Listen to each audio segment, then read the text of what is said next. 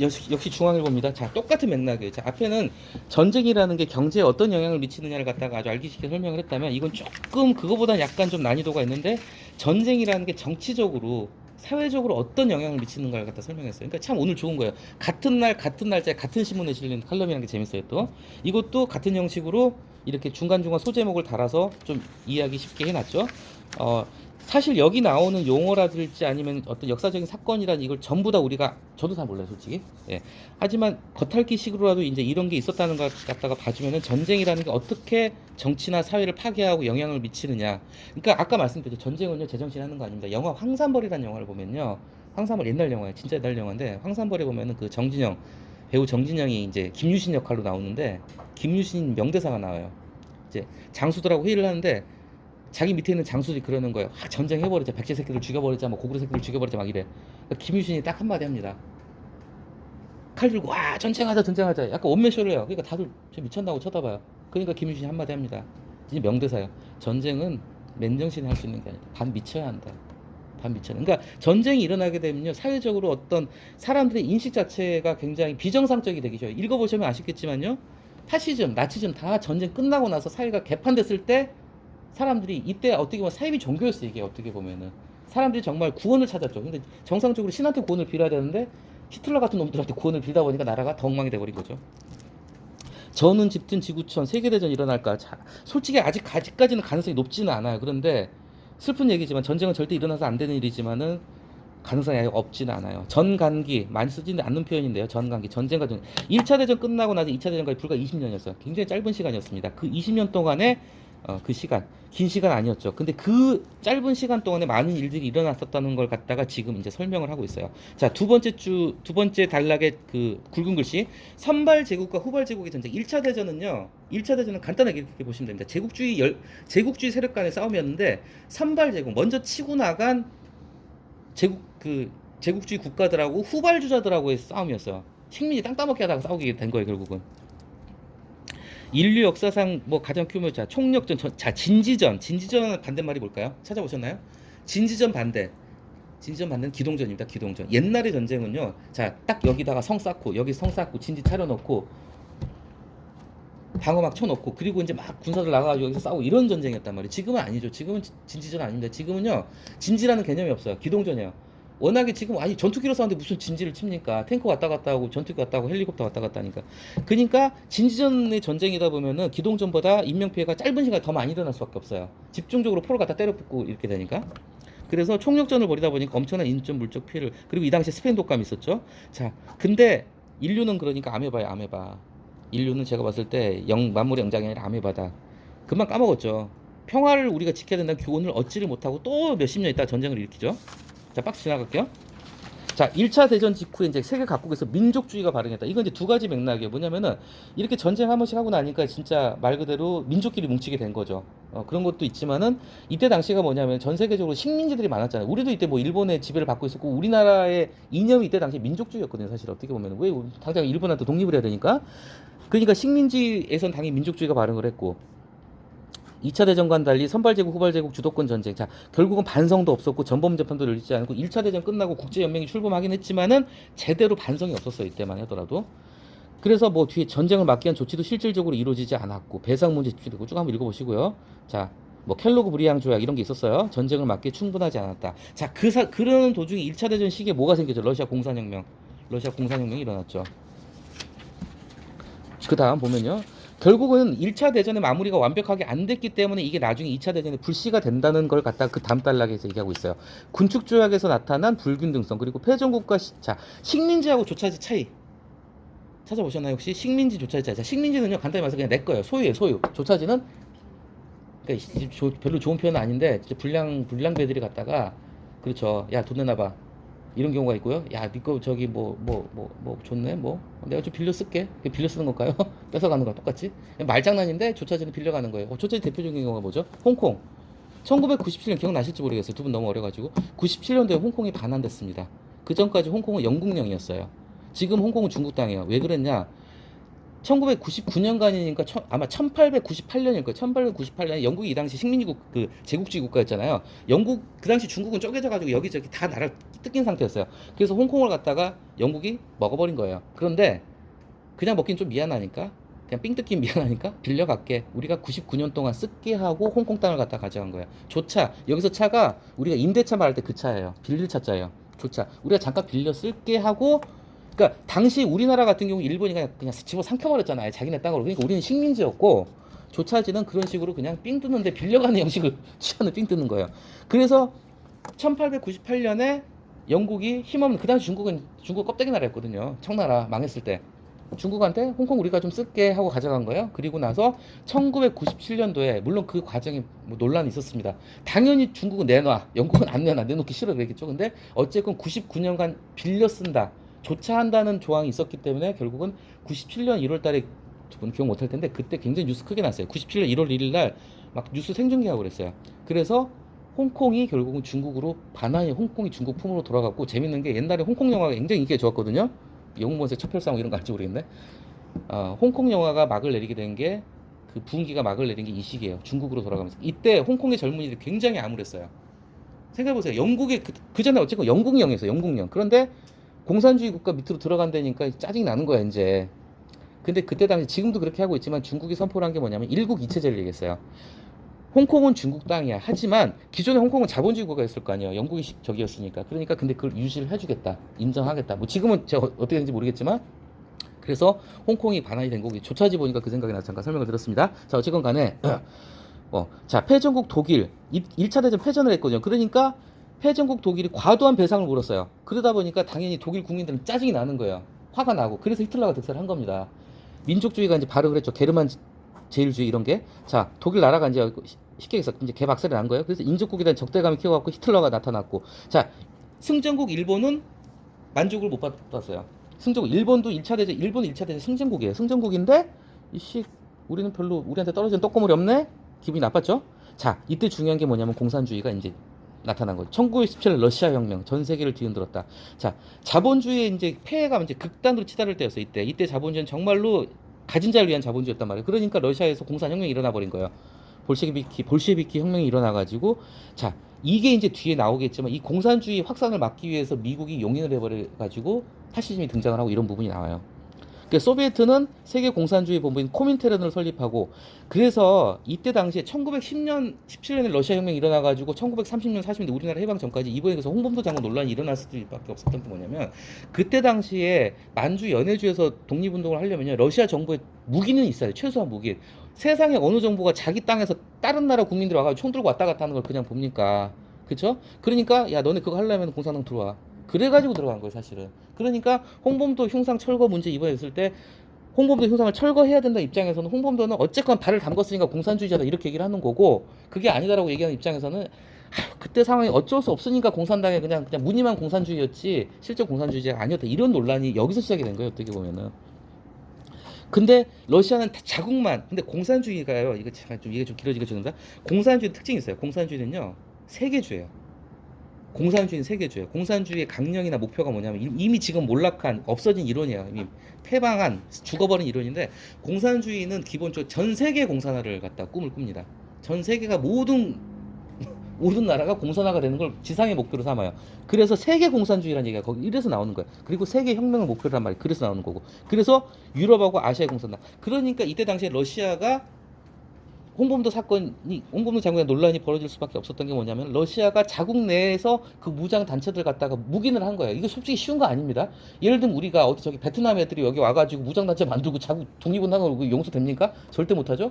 근데 공산주의 이념을 전파하기 위해서 공산당 들어와. 그러면은 너네 무장 활동할 수 있게 우리가 지원도 해줄게. 실제 지원도 해줬어요. 무기도 지원해주고 그랬단 말이에요. 그런 부분이에요. 이게 바로. 그래서 자본주의와 공산주의 전쟁이 이 와중에 시작이 된 거죠. 자, 이 상황에서 대안으로 등장한 게 파시즘이다. 우리가 헷갈리기 쉬운 게 파시즘도 독재입니다. 공산주의도 독재예요. 그런데 둘은 달라요. 파시즘하고 공산주의하고는 사이 안 좋습니다. 간단히 얘기하자면 2차 대전 때 가장 큰 전쟁 중에 하나가 뭐냐면 독소 전쟁에서 독일하고 소련하고 붙었어요. 독일하고 소련하고 당시 공산국가였던 소련하고 파시즘 국가였던 독일하고 붙어요. 이게 2차 대전에 굉장히 중요한 축이거든요. 파시즘. 자, 이탈리아, 이제 우리가 흔히 얘기할 때 나치즘하고 파시즘 구분해. 파시즘은 이탈리아 거예요. 보통 우리가 얘기할 때 나치즘은 독일 거고, 이탈리아에서 무솔리니가 등장을 해서 이제 파시즘, 둘 다 나쁜 새끼들인 거 똑같아요. 이때는 러시아 혁명으로 혁명 영향 때문에 노동자들이 이제 막 이런 이제 봉기를 하려고 했어요. 이렇게 들썩들썩 하고 있을 때였어요. 이럴 때 이탈리아 이제 보통의 이제 온건한 국민들은 공산주의를 막기 위해서는 파시즘이 필요하다고 이제 생각을 한 거죠. 그리고 파시즘의 백색 테러. 백색 테러는 뭐냐? 우파의 테러를 백색 테러라고 얘기를 합니다. 우파의 테러를 백색 테러. 우파의 테러. 그러니까 우리가 흔히 얘기하면 적색 테러의 반대말을 보시면 돼요. 적색 테러라는 말을 많이 안 쓰는데 공산주의 세력의 테러를 갖다 적색 테러라고 보통 얘기를 한다면 백색 테러는 자유주의 우파 세력의 테러. 우리나라도 백색 테러 있었어요. 예, 있었어요. 그 서북 청년단들 해방 후에 내려와가지고 정말 못된 짓 많이 했죠. 자, 백색 테러를 용인했고 자유주의자들은 선거에서 파시즘과 연합을 한 거죠. 자, 거리의 백색 테러 단체가 이제 정치부대에서 시민권을 획득한 거죠. 이 와중에 무솔리니가 혜성처럼 나타나서 총리가 됐죠. 그리고 공산주의에 맞춰서 조국을 지키자고 주장을 했죠. 그런데 결국은 이거 나쁜 놈들이에요. 똑같은 나쁜 놈들이었죠. 그래서 이탈리아 국민들은 이제 전쟁 끝나고 나서 이제 뭐 나라도 어렵고 이래저래 파시즘을 갖다 지지를 했고 그 결과 파시즘의 피해를 갖다가 도돌이표로 받은 거예요. 부메랑이 돼가지고. 그 다음에 이제 파시즘 얘기 계속 나옵니다. 좀 길긴 한데요. 좀 볼게요. 파시즘은 이제 잠깐만요. 앞에 나왔죠. 미국 정부, 그러니까 앞에 그 미국 정부는 자, 이 뉴딜 정책이 뭐냐면 시장에 적극적으로 개입하는 거예요. 제가 말씀드렸죠. 케인즈안의 철학이에요. 적극적인 개입. 그래서 이제 뉴딜 정책으로 돈을 풀고 막 이것저것 막 짓고 하면서 경기를 나라가 앞장서 가지고 경기 부양을 한 거예요. 근데 뉴딜 정책은 성공했습니다. 그래서 루즈벨트 대통령이 재선이 성공을 했고 결과적으로 뉴딜 정책은 미국의 경제를 살려서 성공을 했어요, 사실은. 그래서 미국은 어쨌건 살아남았어요. 그런데 이탈리아, 독일, 일본은 미국이 아니었다는 거죠. 얘네도 또 저기 미국이 또 뭐냐면 천연 자원이 많잖아요. 석유부터 시작해가지고 부존 자원이 많기 때문에 미국은 그게 가능했지만 이탈리아, 독일, 일본은 나라 떵덩어리도 좁은 데다가 자원도 없어. 그러니까 얘들은 자꾸 남의 나라 침략을 하려고 했던 거겠죠. 아, 뒤에 나오잖아요. 생산력 수준도 높지 못했을 뿐만 아니라 내부 소비력도 없었고 땅덩어리도 적고 인구도 적어 자원도 적어. 미국하고는 정반대 입장이란 거죠. 그러니까 어떻게 되냐? 더더군다나 독재가 득세를 할 수 있는 그런 국민들이 어떻게 보면 뭔가 국민들 입장에서 뭔가 구세주가 필요한 거예요. 희망이 필요하고. 그러니까 이럴 때 사이비 종교 현혹이 되는 것처럼 미친놈들한테 현혹이 됐다는 거예요. 무솔리니나 히틀러 같은. 그러면서 이제 침략으로 가게 되는 거예요. 왜냐? 우리만 내수사시장 가지고만 먹고 살 수 없으니까 결국은 식민지 자꾸 남의 나라를 침략을 하려고 그러고 그게 바로 식민지죠. 이 과정에서 이제 나치가 독일을 장악했죠. 무솔리니가 먼저 나타나고 그다음에 히틀러가 나타났어요. 히틀러가 얘기하면 기니까 짧게 말씀해. 히틀러가 이걸 잘했어요. 이거 연설의 천재였어요. 말을 그렇게 잘했답니다. 히틀러가. 그러니까 어느 정도냐면 저도 직접 못 들어가고 전 독일을 못해요. 근데 히틀러가 연설을 하면 피가 끓어버린대요. 이렇게 피가 끓어가지고 정말 무슨 사이비 교주한테 현혹되듯이 그냥 확 넘어간다는 거예요. 정말로 나라 전체가 미쳐 있었던 시기였어요. 이때는 독일이란 나라 전체가. 그걸 갖다 지금도 반성을 하고 있거든요. 독일. 우리가 집단적으로 미쳤던 시기가 있었다. 히틀러 같은 놈을 갖다 수상을 만들고. 그래가지고 히틀러가 정권을 잡았죠. 자, 여기도 나옵니다. 히틀러가 등장할 수 있었던 건 뭐냐면은 여기도 이게 우파 좌파 합작인데 이건 넘어가고 간단히 얘기할게요. 앞에서도 파시즘이 이탈리아에서 득세했던 이유가 공산주의에 대한 경계 때문에 파시즘이 지지를 받았다는 것처럼 여기서도 나치즘이 득세할 수 있었던 게 이때 공산주의는요 진짜 들불처럼 번져나가요. 소비에트 혁명이 성공하고 러시아가 공산되고 난 다음에 이게 유럽을 쫙 퍼져나가는 분위기였어요. 공산주의가. 우리나라도 그랬고 그때 우리나라도 솔직히 그 조선 공산당이 있었거든요. 그러니까 이걸 막아야 된다는 어떤 자본계급의 어떤 자유주의자 자본계급의 어떤 이해관계가 맞아 떨어져 가지고 파시즘이 나치즘이 득세를 한 거죠. 그래서 그걸 어떻게 됐죠? 파시즘 나치즘 특히 나치즘은 최악의 학살자 쓰레기들이죠. 정말로 악마가 돼버렸어요 그냥. 자 여기서 공통점 자 나옵니다. 자, 좌파를 두려워한 자유주의자들에 의해서 합법적으로 권력을 잡았다는 거예요. 그러니까 아이러니한 게 뭐냐면 공산주의 피하려다가 그러니까 뭐 피하려다 뭐 만났다고 공산주의 피하려다가 이런 독재가 등장을 해버린 거죠. 그래서 정권을 넘겨주게 된 거고 두 번째, 자 사회적으로 불안하고 경제 대공황 먹고 살기 힘들고 하니까 이거는 정말 확실한 게 뭐냐면요. 사람들이 가난해지고 먹고 살기 힘들고 경제가 피폐해지면요 거기에서 독재가 탄생하기 딱 좋은 어떤 토양이 됩니다. 그렇게 되면 사람들 심리 자체가 강력한 리더가 나타나가지고 이 모든 걸 한 방에 해결해 줬으면 좋겠다. 자유가 희생돼도 좋다. 당장 먹을 걸 달라. 약간 이렇게 가게 돼요. 그래서 사회를 구원할 대안이라고 생각했다. 그리고 계속 반복되는 얘기인데 이 볼셰비즘이 뭐냐 공산주의예요. 볼셰비즘을 막기 위한 대안이기도 했다. 그래서 히틀러의 나이투쟁이 베스트셀러였고 자 일본에서 자 이이루 쿠데타는요 이거는 솔직히 큰 사건 아닌가 아시지 않아도 되는데 간단하게 설명드릴게요. 일본의 이이류 쿠데타가 뭐냐면 일본은 천황제잖아요. 천황제 국가인데 이게 쿠데타가 보통 우리가 쿠데타 그러면은 집권자를 갖다 몰아내고 내가 정권을 잡기 위한 쿠데타를 쿠데타라고 하는데 이건 친위 쿠데타예요. 뭐냐면은 천황제를 갖다가 더 공고히 하기 위해서 천황폐하 만세하고 쿠데타를 일으켰는데 이 바보 같은 놈들이 오히려 천황이 좋아할 줄 알았죠. 아니에요. 천황이 지나버려 버렸어요. 이놈 새끼들 말하고. 그래가지고 일본 군국주의자들이 일으켰던 천황주의자들이 그 또라이들이 일으켰던 쿠데타인데 이 쿠데타가 실패를 했지만 오히려 일본 군국주의자 그 극렬분자들이 정권을 잡았어요. 또 실제로. 그러니까 뭐안 넣어도 될 사건이었던 것 같은데 그냥 배경으로 지나갑니다. 그래서 일본도 군국 그러니까 똑같이 2차 대전의 전범 국가 세 나라 일본, 독일, 이탈리아잖아요. 얘네 셋 다 결국 그런 식으로 독재화의 길을 걸어갔다는 거고 그 배경을 갖다가 이런 걸 좀 아시면 좋다는 거죠. 일단 1차 대전 때 나라 개판 났지 먹을 거 없지 게다가 공산주의 세력으로부터 막아야 되기 위해서 그런 과정에서 독재 정권이 등장을 했다는 걸 갖다가 얘기를 해주고 있는 겁니다. 자, 여러 번 말씀드리지만 미국은 건재했어요. 미국 혼자 건재했습니다. 전쟁에 영향 안 받고 본토 공격을 안 받았거든요. 자, 강대국 미국과 영국의 외교 실패. 자, 근데 이제 이때 당시에 보면은 이제 대외 정책 측면에서 본다면은 뭐 자 여러 전 지구적으로 뭐 무슨 에티오피아 침략 뭐 조약 파기 뭐 라인란트 오스트리타 평화 뭐 저도 다 몰랍니다 솔직히 이러면서 이제 나라 온 세계 전체가 이제 혼란에 휩싸였지만은 자 영국과 미국이 적극적으로 대응하지는 않았다는 거예요. 무슨 얘기냐면은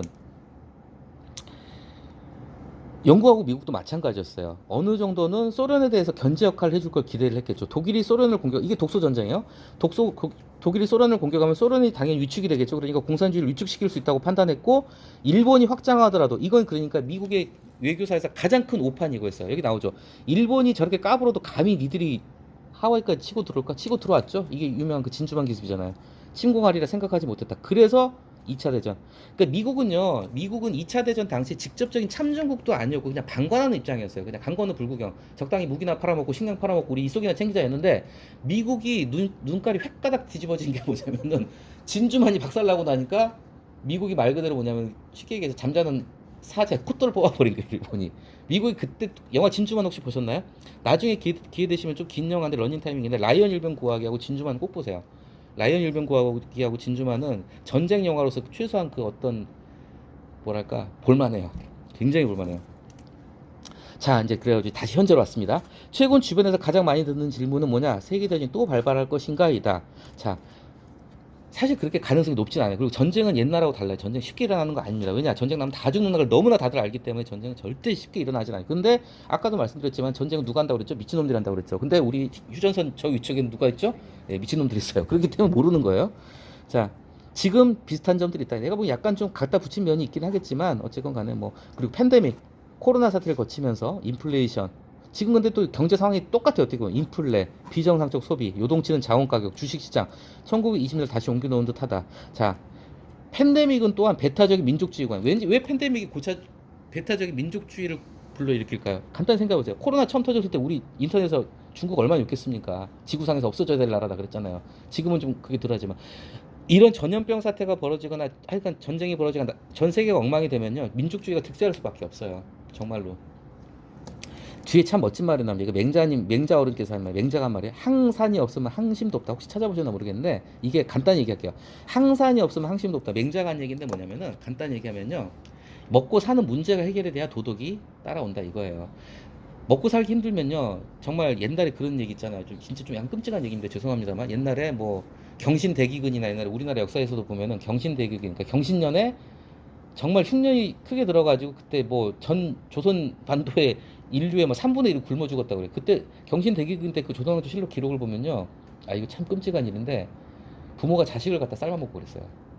삼강 오륜이 어디 있습니까? 당장 먹고 살 거. 사흘 굶어가지고 도둑질 안 하는 사람 없습니다. 진짜로.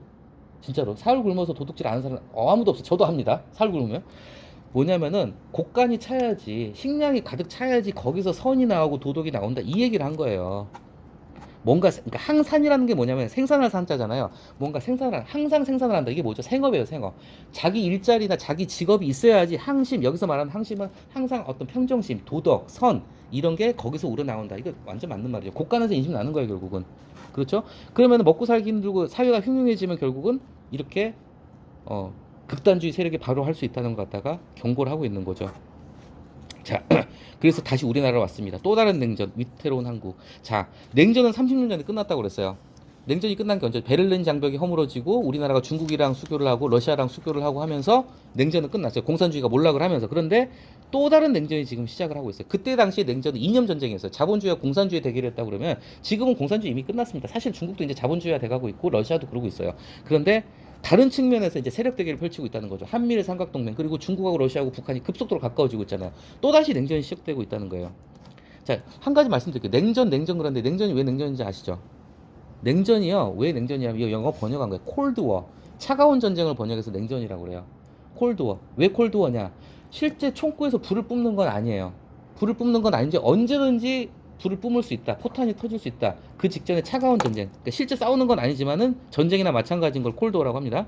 냉전과 냉전 사이 전간기 앞에 나왔던 표현입니다. 전간기를 거치고 있다. 걸프전, 유고내전, 루안다 학살, 아프간 전쟁, 뭐 우크라이나, 이스라엘 계속 전쟁이 벌어지고 있다.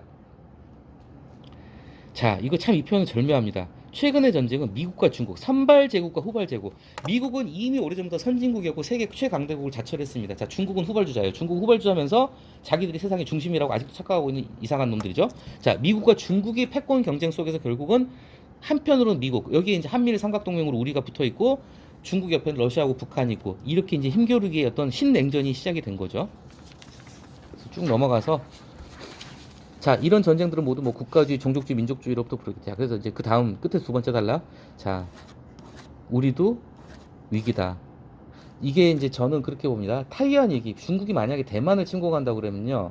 이거는 이스라엘 전쟁이나 러시아 전쟁하고 또 완전히 격이 달라요. 왜냐면은 타이완 전쟁은 불과 우리 코앞에서 벌어진 전쟁이잖아요. 중국, 대만 침공하게 되면 우리나라가 어떤 형태로든지 개입을 안 할 수가 없게 돼요. 미군이 가만히 있을까? 미군이 베트남, 타이완보다 베트남 더 멀어요. 맞나요? 더 멀죠? 더 먼 베트남에서 전쟁 벌어졌을 때도 우리 군인들 가서 싸웠잖아요. 그렇게 되면 타이완을 사이에 두고 미국하고 중국이 전쟁을 벌이게 되면 우리는 휘말릴 수밖에 없어요, 여기에. 그렇게 되면 골치 아파집니다, 진짜. 그러면은 북한도 끼어들게 되고 지금 안 그래도 지금 우크라이나, 러시아에서 러시아가 포탄이 떨어져가지고 북한에서 포탄 갖다 쓰고 있어요. 이번에 김정은 열차 타고 갔다가 그거 하고 왔어요. 러시아 전투기 공장 구경하는 대신에 북한에 남아있는 포탄 주고 온 거예요, 지금. 우리가 이 중간에 낀 게 있다는 거죠. 거기다 더해가지고 이제 뭐 지금 요즘 우리 사회 어떤 분열상 극단적인 대치. 자, 그래서 마지막에 약간 생뚱맞긴 하지만 기승전 총선으로 갑니다. 투표 잘하자 얘기를 하고 있어요. 그래서 좀 길게 봤지만은 우리가 어떤 이 전쟁을 소재로 해서 이게 경제하고 정치에 어떤 영향을 미치는지 참 보기 드물게 좋은 그림 것 같아서 두 개를 갖추고 올라봤거든요. 바쁜 거 없으시면 이 글은 꼭 다시 한번 읽어보시기를 진짜로 권합니다. 상당히 유익한 글입니다. 좀 우리가 뭐 깊이 있게 뭐 역사라든지 정치랑 깊이 있게 보지는 않더라도 겉핥기식으로라도 이렇게 한 번씩 본다는 거는 중요하니까요.